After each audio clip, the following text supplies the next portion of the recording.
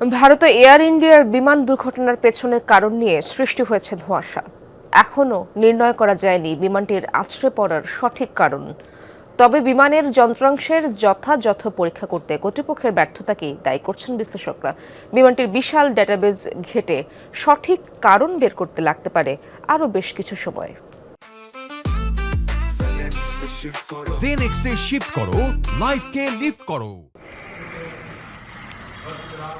অন্য আর 10টি দিনের মতোই সকালটা শুরু হয়েছিল আহমেদাবাদের মেঘানী নগরবাসীর, কিন্তু হঠাৎই বিকট শব্দে কেঁপে ওঠে শহর।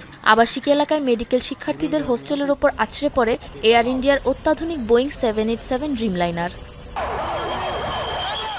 242 আরোহী ও ক্রুসহ যুক্তরাজ্যের উদ্দেশ্যে যাত্রা করা এ উড়োজাহাজের আকস্মিক বিচ্যুতিতে স্তব্ধ পুরো বিশ্ব। এর আগে ছোটখাটো ঘটনা ঘটলেও বোয়িংয়ের ইতিহাসে এত বড় দুর্ঘটনা এই প্রথম।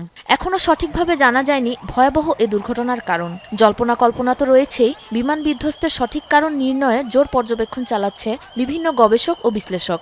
এরই মাঝে সিভিল এভিয়েশন পরামর্শদাতা প্রতিষ্ঠান এভিয়েশন কনসালটেন্সির নির্বাহী প্রধান জন এম কক্স প্রকাশ করেছেন চাঞ্চল্যকর কিছু তথ্য। উড়োজাহাজটিকে আকাশে ওঠার কিছু সময় পরে নিচের দিকে নামতে দেখা যায়। ভেসে বেড়ানোর জন্য বিমানটির যতটুকু উপরে ওঠার প্রয়োজন ছিল এটি ততটা উপরে উঠতে পারেনি। কিছুটা পর্যবেক্ষণ করে মনে হচ্ছে ট্রেলিং এজ ফ্ল্যাপগুলো সঠিক জায়গায় ছিল না, প্রয়োজনের চেয়ে বেশি প্রসারিত ছিল। পাখাগুলোকে অল্প গতিতে ভাসার জন্য উপরে ধাক্কা দিত এই ফ্ল্যাপগুলো, যা অতিরিক্ত দূরত্বের কারণে ঠিকমতো তা করতে ব্যর্থ হয়েছে।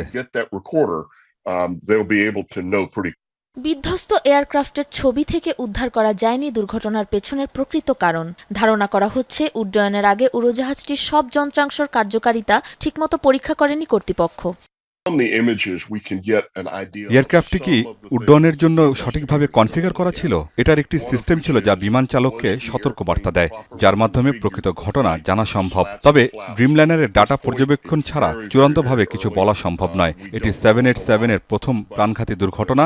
অত্যন্ত মর্মান্তিক এবং হৃদয়বিদারক হলেও বোয়িং 787 একটি অনিরাপদ উড়োজাহাজ, এমন সরাসরি সিদ্ধান্তে আসা যাবে না এখনই। ভয়াবহ এ দুর্ঘটনার পর চলছে উদ্ধার কাজ। ড্রিমলাইনারের ব্ল্যাক বক্স বা বিস্তৃত ফ্লাইট ডাটা থেকে দুর্ঘটনার সঠিক কারণ নির্ণয়ে লাগতে পারে আরও বেশ কিছু সময়, জানিয়েছেন বিশ্লেষক। সাবরিনা নুসরাত, যমুনা নিউজ।